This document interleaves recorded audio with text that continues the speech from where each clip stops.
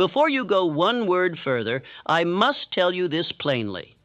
If you do not listen to this entire message with full attention, if you allow yourself to drift even for a moment, the very transformation you claim to seek will escape you again, just as it has in the past. There is no man alive who can think negative thoughts and live a positive life. There is no woman who can plant fear in her mind and reap courage in her deeds. If your life has become a tangle of frustration, bitterness, confusion, and quiet despair, I will tell you the truth without apology.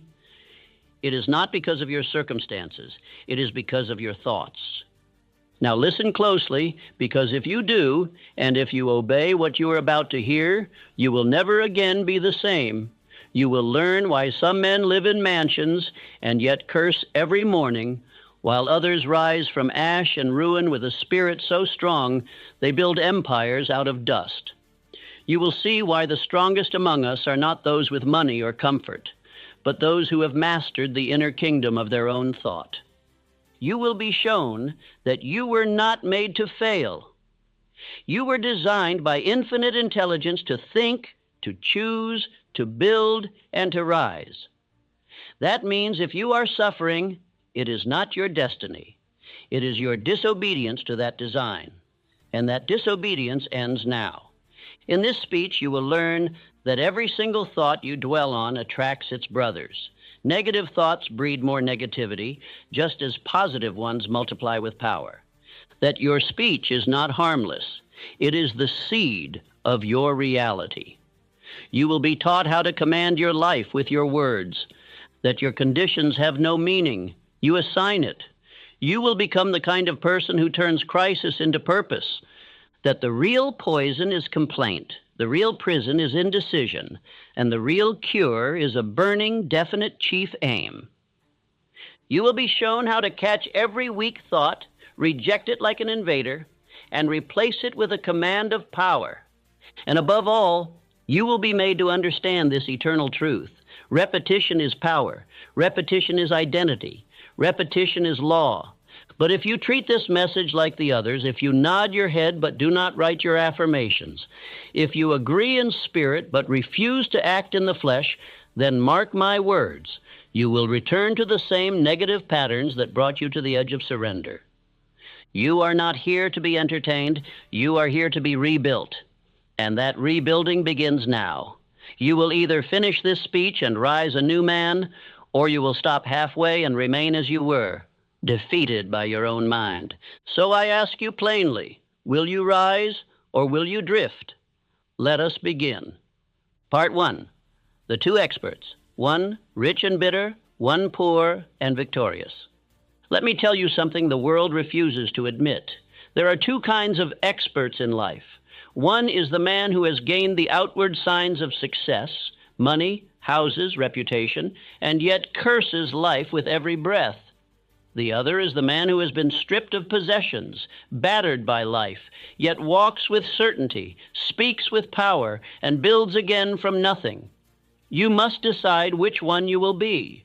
You see, success is not a matter of what you hold in your hands. It is a matter of what you hold in your mind. A man may drive the finest automobile and still drift without purpose. Another may walk barefoot in the dust, yet carry within him a definite chief aim, and by that aim rule his world. Wealth of mind always precedes wealth of pocket. I have known men who had everything and lived as if they had nothing. I have known men who had nothing but lived as if they owned the universe. Why? Because their mental attitude was the difference. Because they believed in their capacity to think, to choose, to speak, to act. And that belief made them rich long before the world noticed it. You will never measure a man's success by his salary, nor his value by his applause. You measure him by the quality of his thoughts, the definiteness of his purpose, the order of his emotions, and the manner in which he conducts himself when everything falls apart. That is where success begins. That is where character is formed. There is a man I knew who gained great riches, great fame, and great attention. The world applauded him. He dined with kings and walked among executives, and yet every morning he rose in torment. He feared the loss of his money. He distrusted every man who praised him. He spoke more often of betrayal than of vision. He was rich in body and bankrupt in mind. Then there was another man, a clerk in a dusty town, forgotten by the world, denied opportunity by his station. Yet he rose before the sun, declared aloud his chief aim each morning, and treated every moment as a stepping stone. He spoke with confidence. He gave without fear. And within 10 years he employed men who once laughed at him. The difference was not luck, it was thought. No man is poor who possesses the ability to control his thought. And no man is rich if his thought controls him. The former becomes the master of fate. The latter becomes a servant to fear. Now let me ask you, which are you? Are you the man who commands his mind, or the man who lets the world command it for him? I say this without apology. If your current condition rules your mind, then you have already lost. But if your mind rules your condition, then nothing can stop you. This is not philosophy, it is law. The man who learns to think positively, precisely, and persistently, even when the bank account is low, the house is shaking, and the friends are few, that man has already begun to rise. Look closely at your own life. What happens when adversity strikes?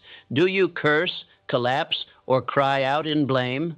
Or do you rise, direct your thought, and declare, "This too shall pass, but I shall remain"? The man who can hold his mind steady in the midst of storms will one day command the storm itself. You must understand, there is no honor in misery. There is no virtue in complaint.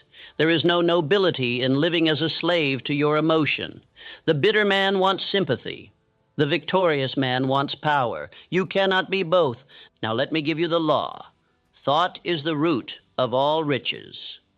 Circumstances are the shadow.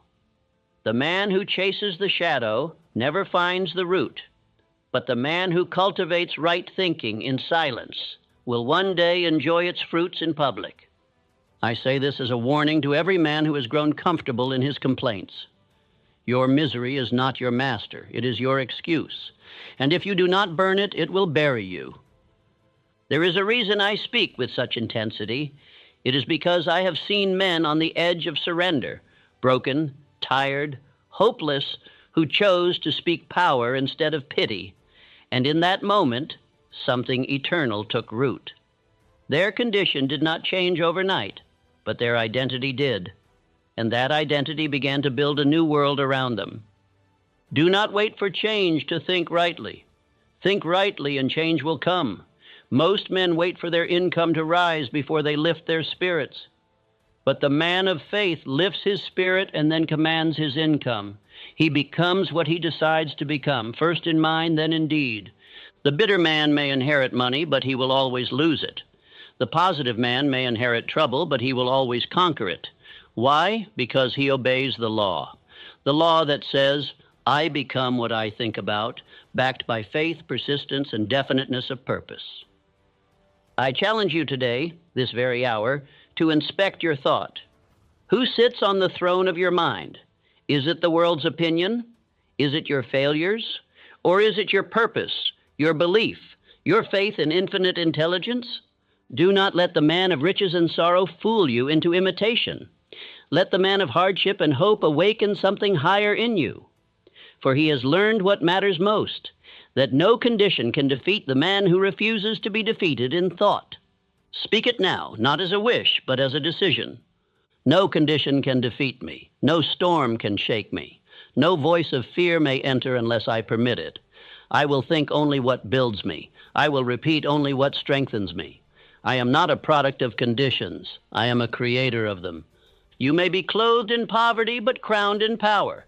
You may walk through hardship, but speak with authority. You may have little, but if you command your mind, you have everything you need to begin again. And you must begin this moment with decision, with thought, with purpose. For the one who chooses his mind chooses his future. Let us move forward. Part 2. You were not made to fail. You were formed for victory. You were not made to fail. You were not placed here to drift, to bow, to hide, or to surrender. You were created by infinite intelligence, not for fear, but for faith, not for weakness, but for work, not for failure, but for fulfillment. That is the truth. Every time you think otherwise, you rebel against the very law of your being. The birds do not question whether they are meant to fly. The trees do not wonder whether they are meant to grow. And yet man, gifted with thought, imagination, decision, and will, questions his own capacity to succeed. Why? Because he has been taught by fear, trained by drift, and hypnotized by weakness. But let me say this clearly. Failure is man-made. It is not from God. No man is born with failure in his heart. Every child is born with desire. Watch them. They reach, they try, they fall, they rise again. They do not know how to quit until they are taught, and the world teaches them, slowly, daily, through fear, ridicule, and mediocrity, to abandon that divine spark. But I say to you now, reclaim it. You were formed for triumph, not by accident, not by mistake. Infinite intelligence gave you dominion over one thing, your own mind. And if you master that, you master all things. That is the great secret of every man who has risen from obscurity into greatness. Do you imagine that Abraham Lincoln was destined for sorrow when he was born in a log cabin? Do you think Thomas Edison was chosen for failure when he was labeled unteachable? Do you believe Andrew Carnegie, a poor boy with nothing but vision, was meant to suffer? No. Each of these men chose to think in obedience to their design. They did not accept the verdict of the world. They did not agree with the voices of limitation. They did not conform to circumstance. Instead, they commanded themselves to rise. They chose thought over reaction. And that choice, made daily, lifted them from anonymity to immortality. You must understand, there is no fixed destiny. There is only the use or misuse of the mind. When a man thinks with definiteness, speaks with purpose, acts with faith, and persists with discipline, he aligns himself with law. And the law always rewards obedience. Let me make this plain. You do not fail because you lack ability. You fail because you surrender belief. The world may strip you of opportunity, but only you can strip yourself of the right to think with power.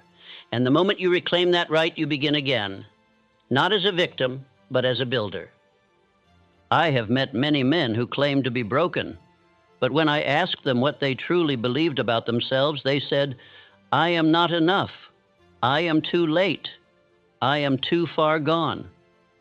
And I told them this: those thoughts are not yours. They were planted in you by fear. You do not have to accept them.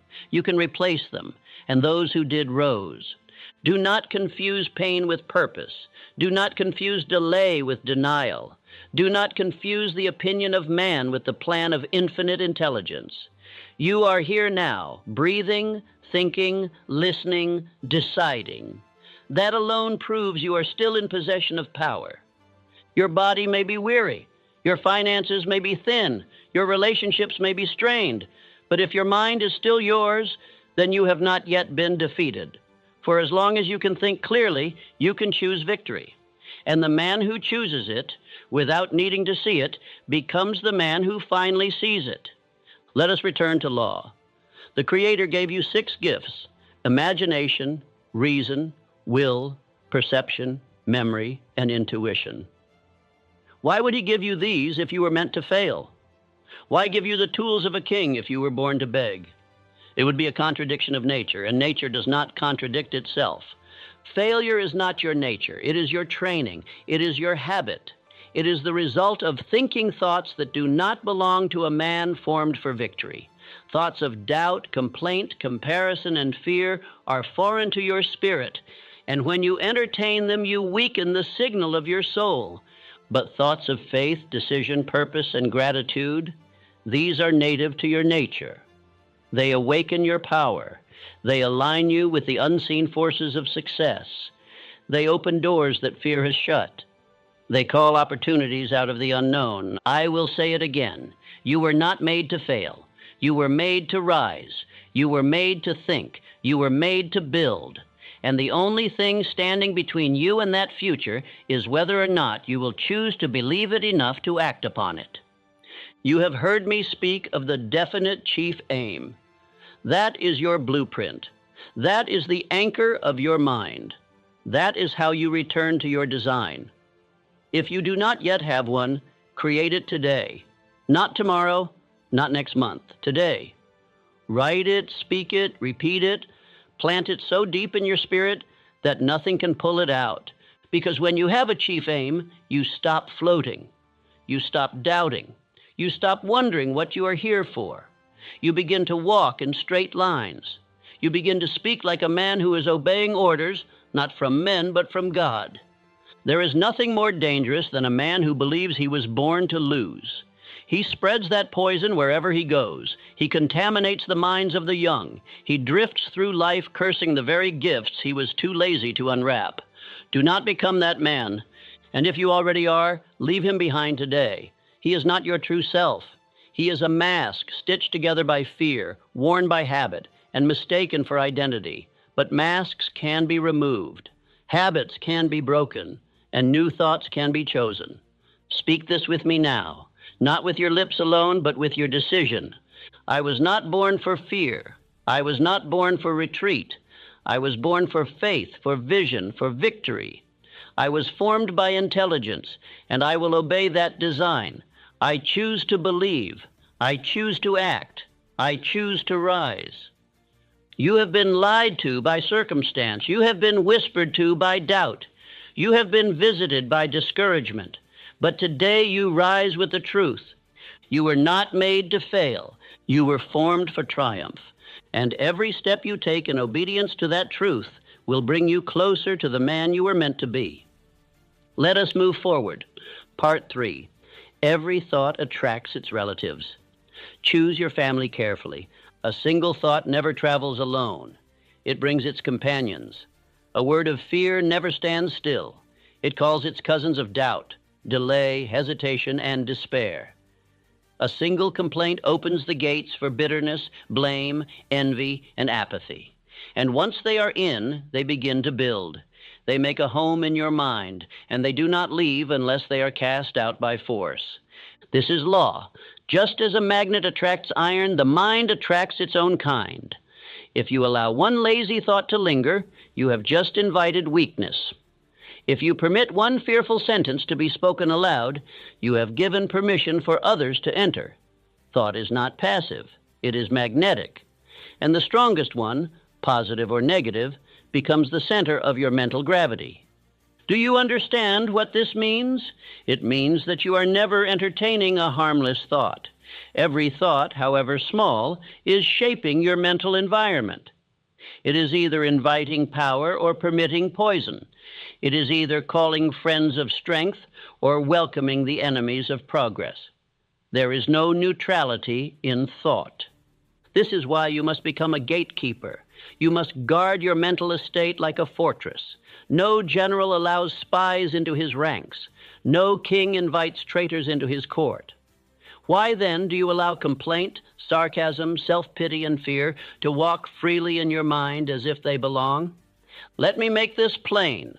A man's failure begins in the moment he tolerates a thought unworthy of his purpose. The road to defeat is not paved with catastrophe. It is paved with small, quiet compromises. It begins with one whisper. I can't. I'm tired. It's too late. What's the use? And those whispers do not die.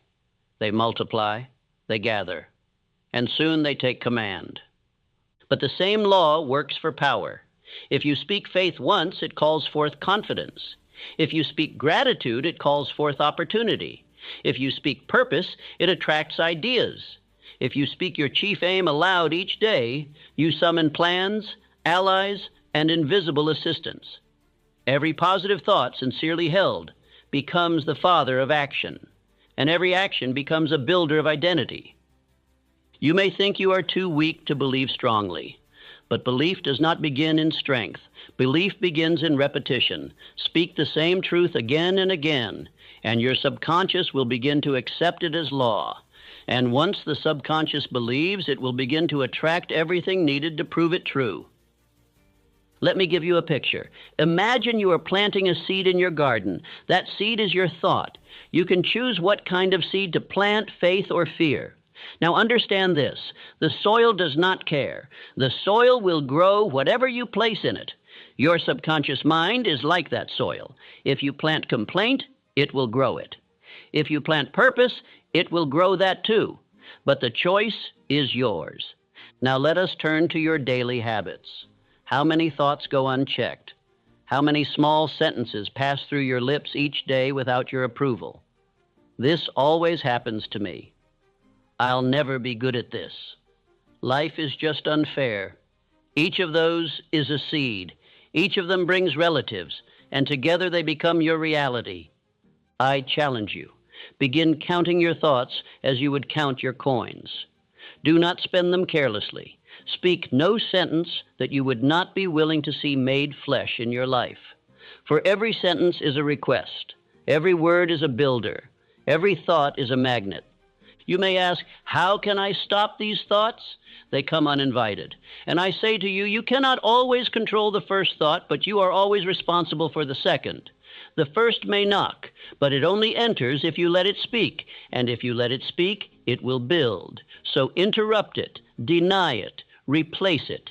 Let me give you an exercise. Each morning, choose one dominant positive thought. Speak it aloud, write it, repeat it until it becomes emotion. And throughout the day, whenever a contrary thought appears, stop and say, that is not my thought. That is not part of my purpose. Then return to your dominant thought. This is how you train the mind to attract its rightful family. Remember, you do not need to eliminate every negative thought at once. You need only plant stronger ones. And the strong will outgrow the weak. The bold will overtake the timid. The definite will drive out the vague. You win by addition, not by subtraction. Do not expect results in a day. This is the work of character, not convenience. But I promise you this, if you repeat this practice with sincerity, your entire life will change, not by chance, but by law. The law of mental attraction, the law of faith, the law of definiteness. Now speak this with me, not with hesitation, but with boldness.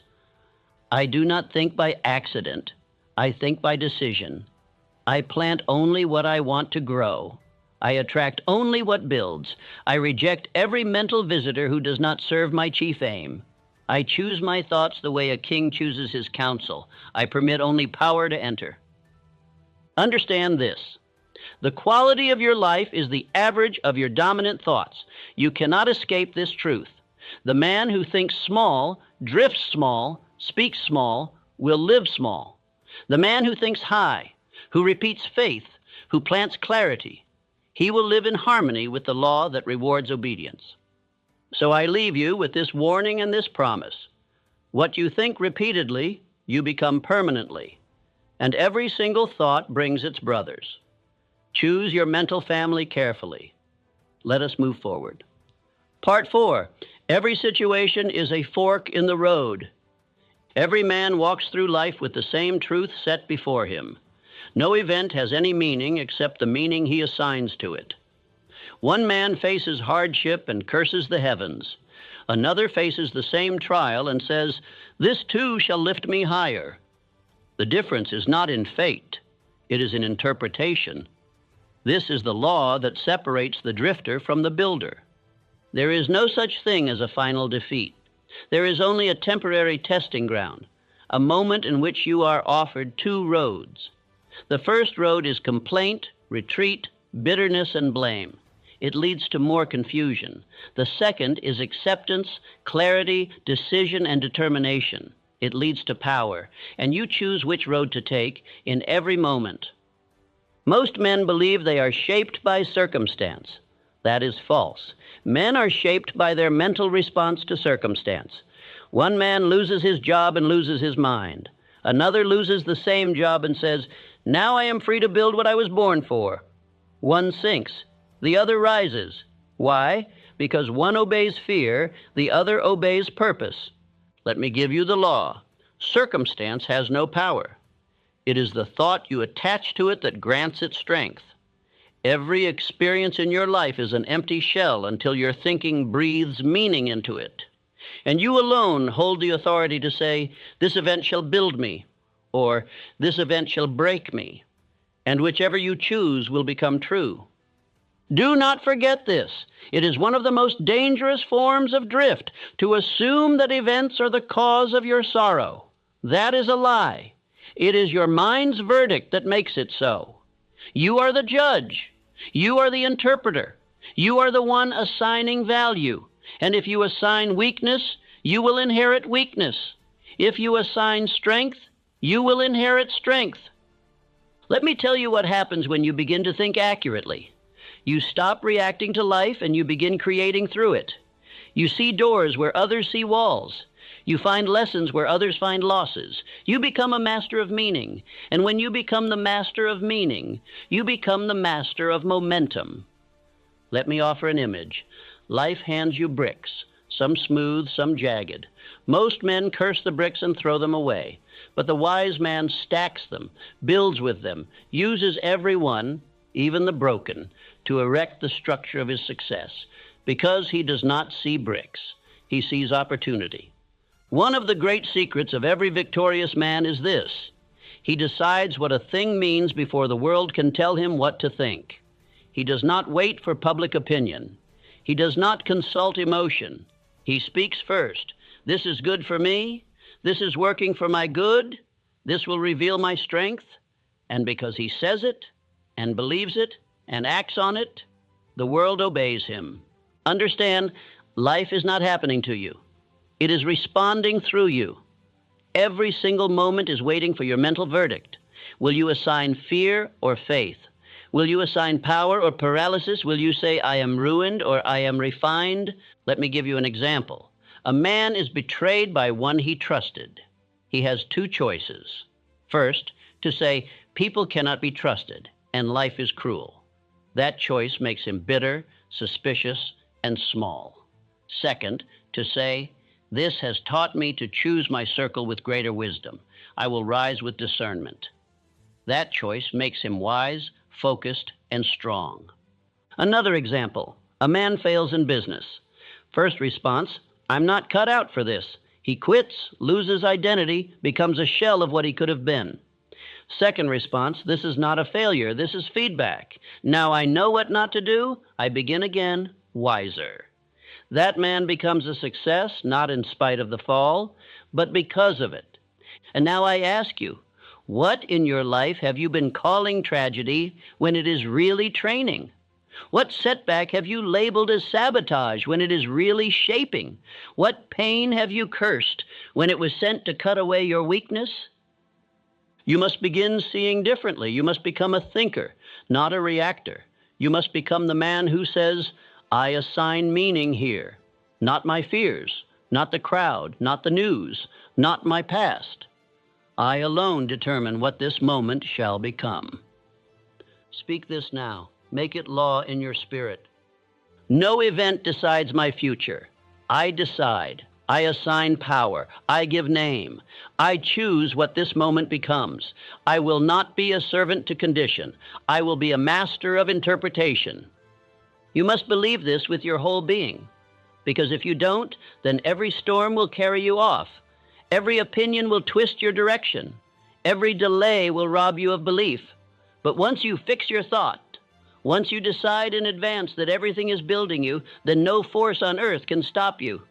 This is the gift of accurate thinking. You begin to strip every lie, every fear, every exaggeration from your mind. You ask, what is the fact? Then you ask, what meaning shall I assign to this fact that will advance me? And that simple process, repeated, turns your life into a mechanism of power. Let me be very clear. You were not made to live by reaction. You were made to live by decision. Every thought you think must be chosen. Every belief you hold must be built. Every interpretation must be aligned with your chief aim. If not, you are building for someone else's kingdom. Now say this with me, not as poetry, as principle. I give power only to what builds me. I refuse to kneel before conditions. I assign meaning with intention. I interpret every hardship as refinement. I decide the value of this moment, and I decide that it shall make me stronger. You are not here to drift. You are not here to react. You are here to decide. Let us move forward. Part 5. Negative thought is a poison, and you are the one administering it. Negative thought is not simply an inconvenience. It is not just a bad habit or an unfortunate mood. Negative thought is poison, and worse yet, it is self-administered. Every time you entertain doubt, every time you repeat fear, every time you give voice to complaint, you are drinking from your own cup of suffering, and you are doing it by choice. I will tell you what most men will never admit. They are addicted to their own misery. They wear it like armor. They speak it like truth. They protect it like treasure. They do not want to be free. They want to be justified. Their sorrow gives them identity. Their bitterness gives them an excuse, and their complaints give them company. But hear this now. No man can rise on a lie. And the greatest lie is this: I am negative because of what has happened to me. That is false. You are negative because you have chosen not to discipline your mind. You are negative because you find comfort in avoiding responsibility. You are negative because it is easier than faith. Let me strike this belief from your soul. You are not a victim of your thoughts. You are their author. You wrote them. You spoke them. You repeated them. And now they speak back to you. You feel them not because they are true, but because you have made them familiar. Many will defend their sadness before they will defend their success. Why? Because sadness makes no demands. It asks for nothing but sympathy. But success demands obedience. It demands silence, sacrifice, and discipline. That is why most men choose bitterness, not because it is better, but because it is easier. Let me now tell you what you must hear, whether you like it or not. You will remain stuck as long as you protect your sorrow. You will remain small as long as you identify with defeat. You will repeat the same failures until you stop repeating the same thoughts. Negativity is not native to you. You were not born bitter. You were not born hopeless. You were not born afraid. You learned those patterns. You practiced those thoughts. And now, like a man who has learned to limp, you have forgotten that you were made to run. But the mind can unlearn what it has repeated. It can be cleaned, sharpened, and made new.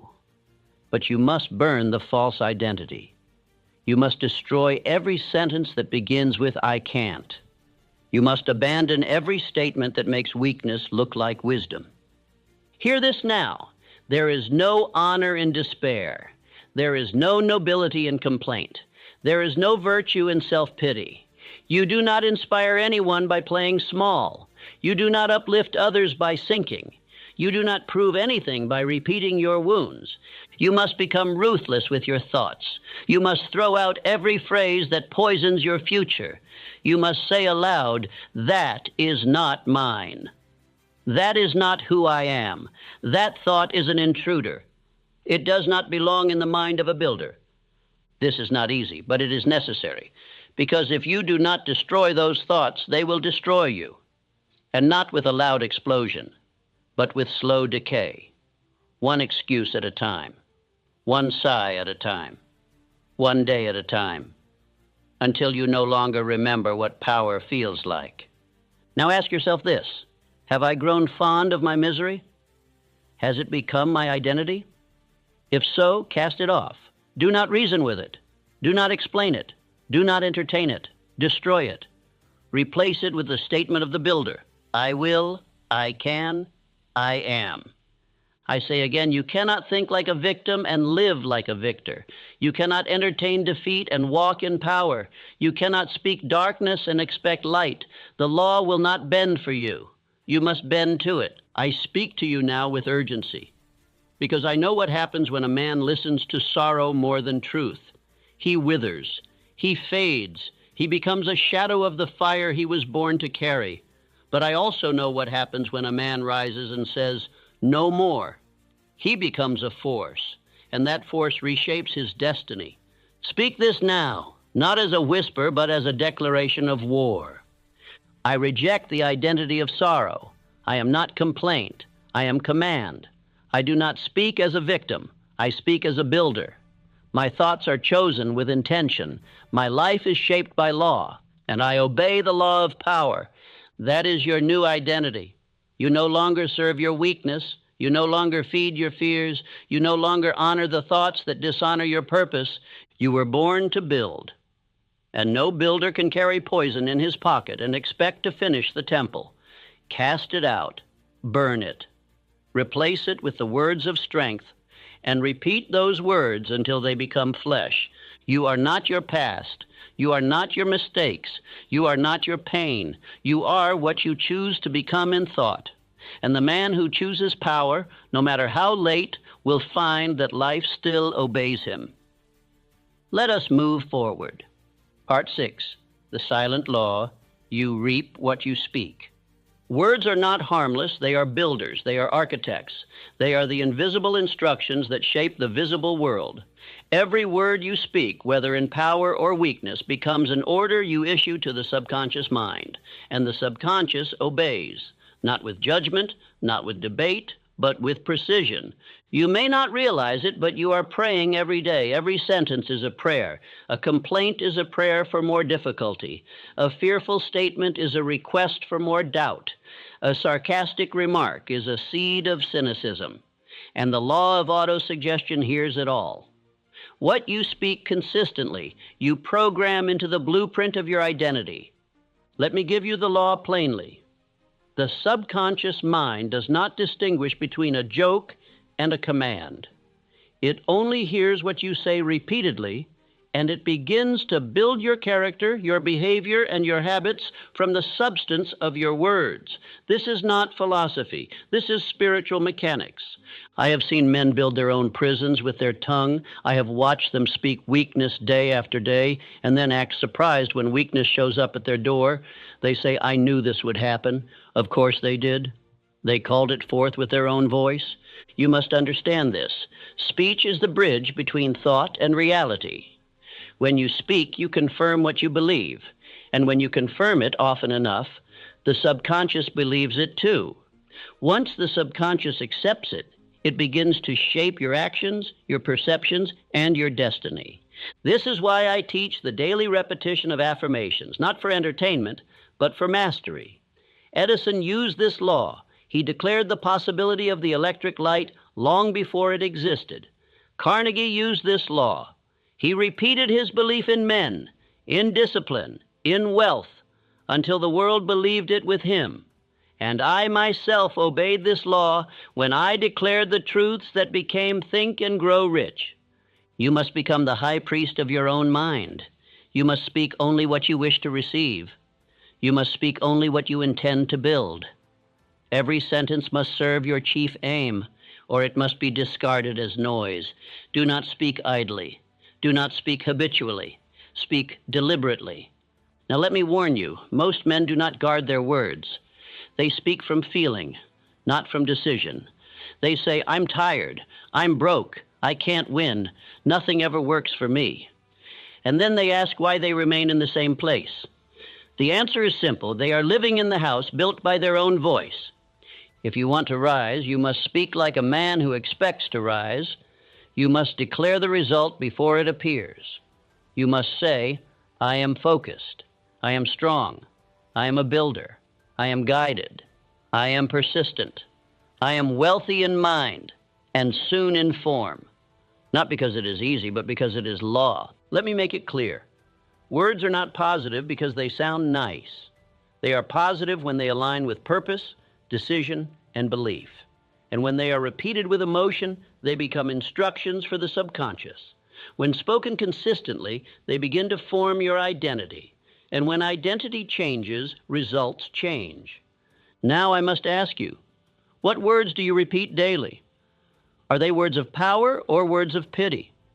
Are you speaking your future or reinforcing your past? Are you building faith or building fear? Speak this with me now, not as ritual, but as command. What I speak, I believe. What I believe, I become. What I become, I command.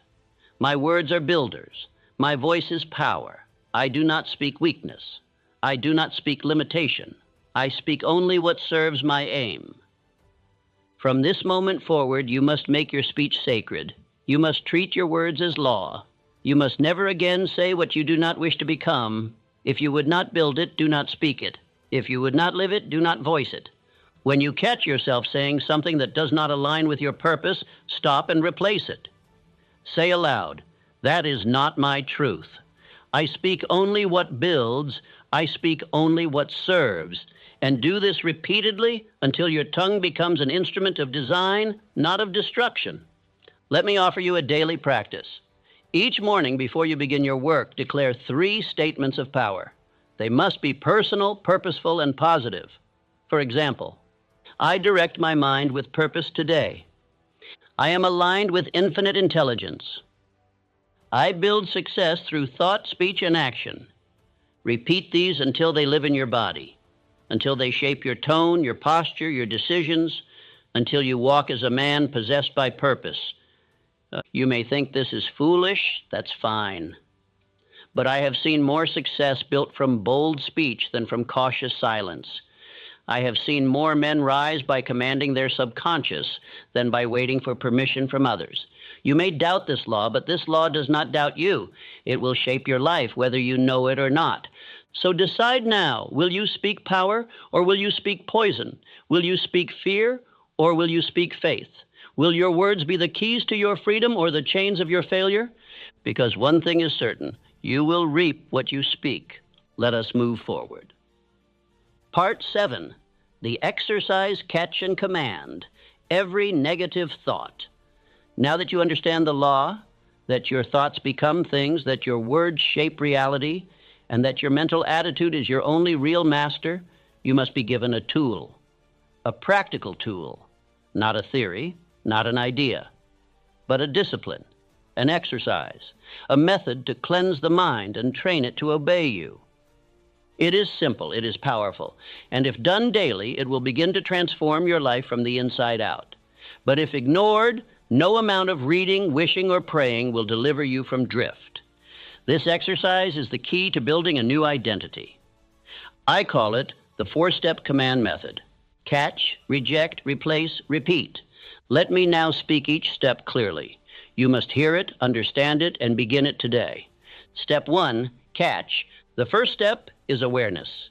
You must begin to catch every negative thought in the moment it appears, not after the damage is done, not once it has turned into mood or reaction or failure, but immediately. This requires that you become a watcher of your own mind. Listen to your thoughts. Feel the tone. When you hear, "This won't work," or "I'm not ready," or "Why me?" stop right there. Do not let it pass unchallenged. Interrupt it. Say, "That is not my thought. It may have entered your mind, but it does not belong there. It is an intruder, and you are the guard." Step 2, reject.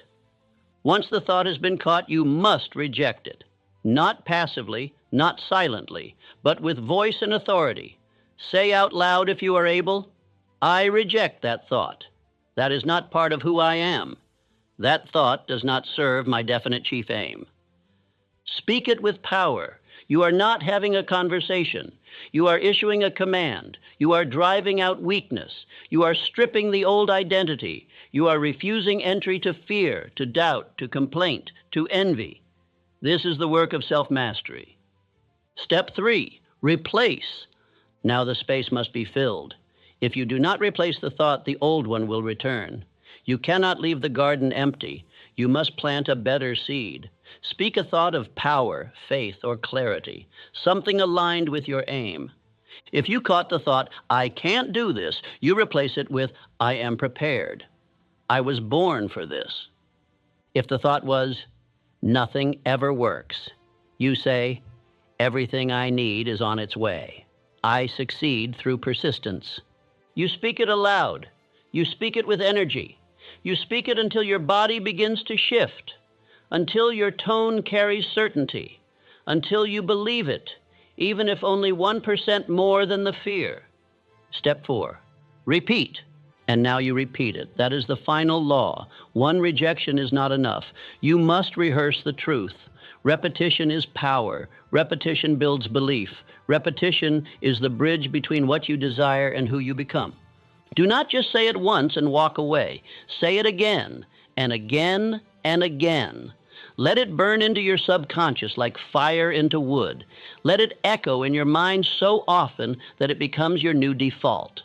This is how every successful man you admire reprogrammed his inner world. Not through ease, through discipline, not once, but daily. Not with curiosity, but with conviction. Let me now walk you through a full example. Listen closely. You are facing a difficult task. Your old habit says, "I'm not ready for this. I've never done this before." Step 1, catch. You pause. You say, "That is not my thought. That is weakness." Step 2, reject. You say aloud, "I reject this lie. I do not obey fear." Step 3, replace. You say, "I am ready. I learned quickly. I was made for victory." Step 4, repeat. You repeat that phrase until your tone changes, your spine straightens, and your energy returns. And now you move forward, not with hesitation, but with decision. You may say, "But the thought keeps coming back." Of course it does. Thoughts that have been repeated for years do not vanish overnight.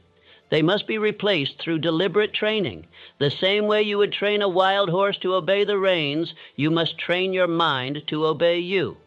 And here is the greatest truth. The more you do it, the faster it works. The stronger you get, the clearer you become, the more power you feel, because repetition reprograms rhythm, and rhythm becomes your new identity. Soon, you will no longer have to catch the thought. It will stop entering. Why? Because your subconscious will already know the pattern. It will already believe the new truth. And once the subconscious accepts it, life begins to conform to it. Now hear this warning. If you do not do this daily, you will drift back into the old identity. You will speak the old language. You will feel the old feelings. And you will wonder why nothing changes. But if you do this, just this, with consistency, you will begin to separate from the masses. You will feel yourself walking in a different current. You will become untouchable to complaint, immune to fear, aligned with power. This is your exercise. Do it in the morning before the world speaks. Do it in the afternoon when distraction strikes. Do it at night before sleep, so your final thoughts are builders, not destroyers. Catch, reject, replace, repeat. Now speak this aloud with me, as one who is done drifting.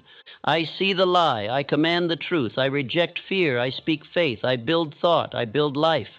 I am not my feelings. I am my decisions. I do not drift. I direct. I do not obey weakness. I build in strength. My thoughts are my tools. My words are my builders. My identity is formed by my commands. This is the discipline of success. It is not complicated, but it is rare. Few will do it, but those who do change their lives completely. Let us move forward.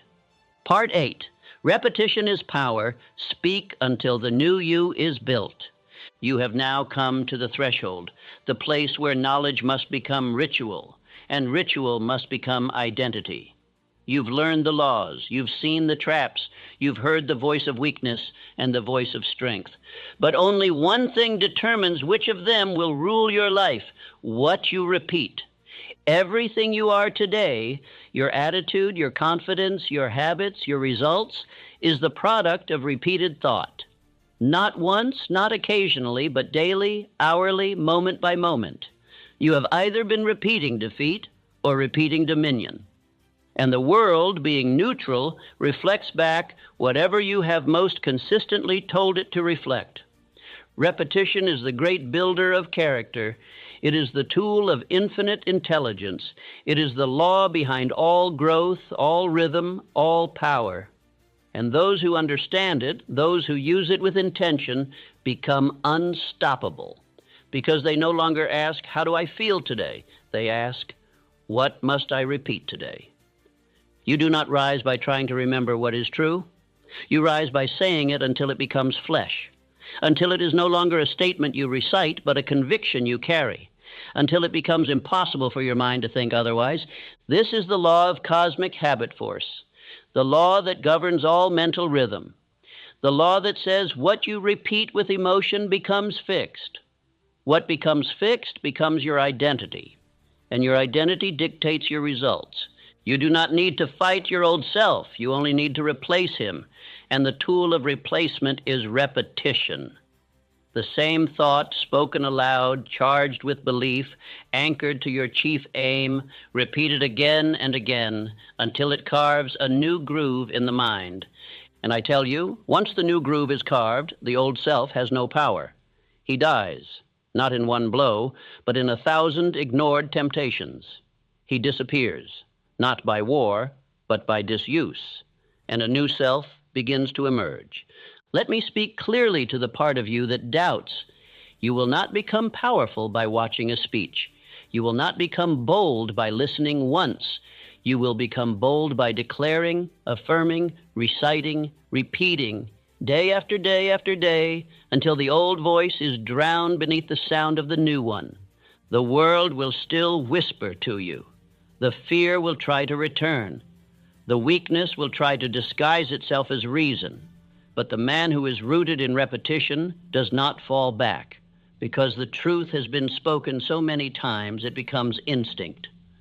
This is why I command you now, choose your declarations. Choose the phrases that will build your new mind. Choose the words that will feed your subconscious and write your destiny. Do not choose vague affirmations. Choose declarations tied to your chief aim. Say them with energy. Say them as if your life depends on it, because it does. And say them every day, without fail, without exception, without excuse. You will rise only to the level of what you repeat under pressure. And repetition under pressure becomes identity under fire.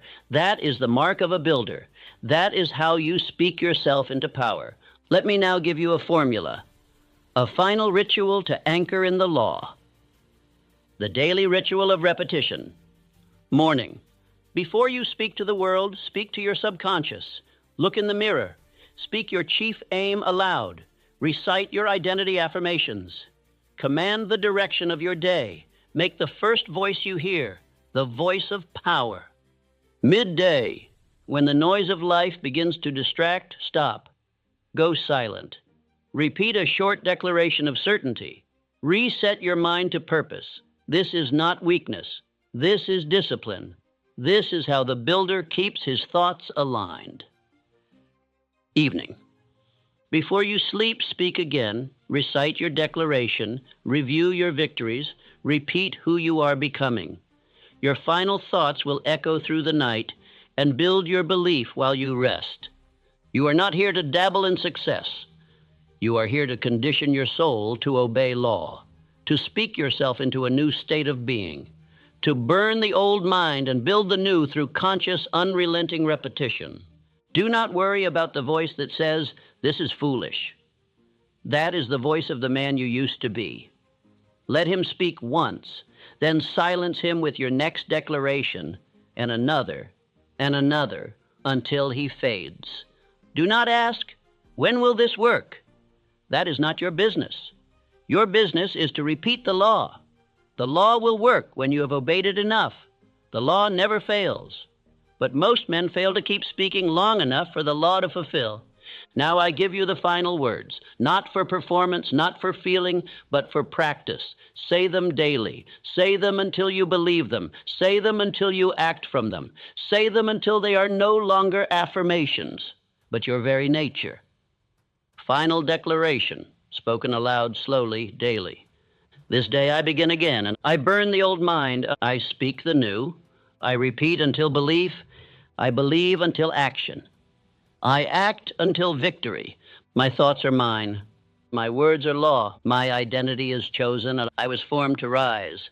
I repeat this truth until I become it, and I will become it because I will never stop repeating. Now listen closely. If you repeat this ritual, your life will change, not by magic, not by accident, but by law. And if you neglect it, you will return to what you were, not because you are cursed, but because you refuse to speak the truth long enough to replace the lie. So I ask you now, will you rise or will you remain? Will you repeat your fear or will you repeat your faith? The power is in your hands. The law is written in your soul. Now go and build the man you were born to become. Let us begin again. Let us move forward. Let us speak. Let us build.